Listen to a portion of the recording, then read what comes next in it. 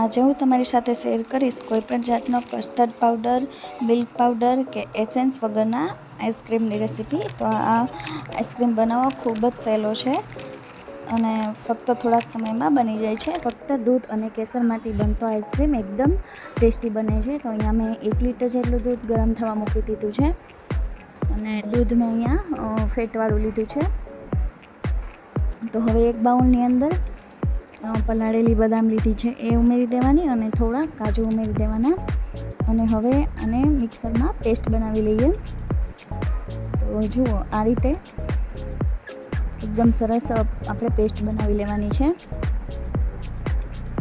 તો હવે આવી રીતે દૂધનો એક ઉભારો આવી જાય ત્યારબાદ તેની અંદર થોડું કેસર અને પીસેલું બદામ અને કાજુ ઉમેરી દઈએ અને એકદમ સારી રીતે મિક્સ કરી લઈએ.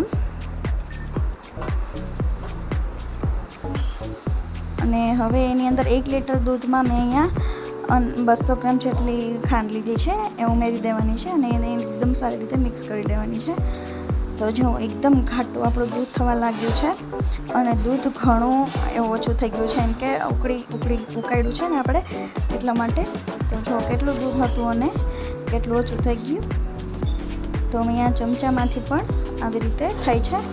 તો હવે એની અંદર શેકેલા ડ્રાયફ્રૂટ લીધા છે મેં અહીંયા પિસ્તા, કાજુ, બદામ અથવા તમે કોઈ પણ મનપસંદ ડ્રાયફ્રૂટ લઈ શકો છો અને એને મેં ડ્રાય રોસ્ટ જ કરેલા છે. તો હવે એની અંદર ઉમેરી દઈએ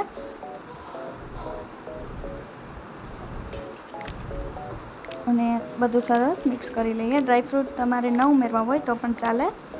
તો હવે ગેસની ફ્લેમ બંધ કરી દઈએ અને આને ઠરવા મૂકી દઈએ. જો અડધું દૂધ બળી ગયું છે. તો હવે એકદમ સરસ ઠરી ગયું છે દૂધ. તો હવે એને કોઈ પણ પ્લાસ્ટિકનો ડબ્બો હોય તો એની અંદર ઉમેરી દઈએ. જો દૂધ એકદમ ઘાટું થયું છે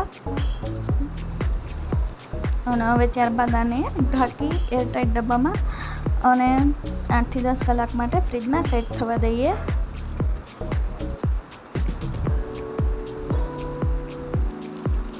જો તમને મારી રેસીપી પસંદ આવે તો મારી ચેનલને સબસ્ક્રાઈબ કરી દેજો, મારા વિડીયોને લાઈક કરી દેજો, શેર કરી દેજો અને કોમેન્ટમાં જણાવજો. જો તો તૈયાર છે આપણો એકદમ ઠંડો એકદમ બજાર જેવો આઈસ્ક્રીમ. જો તમને મારી રેસીપી કેવી લાગી કોમેન્ટમાં જરૂર જણાવજો. Thank you.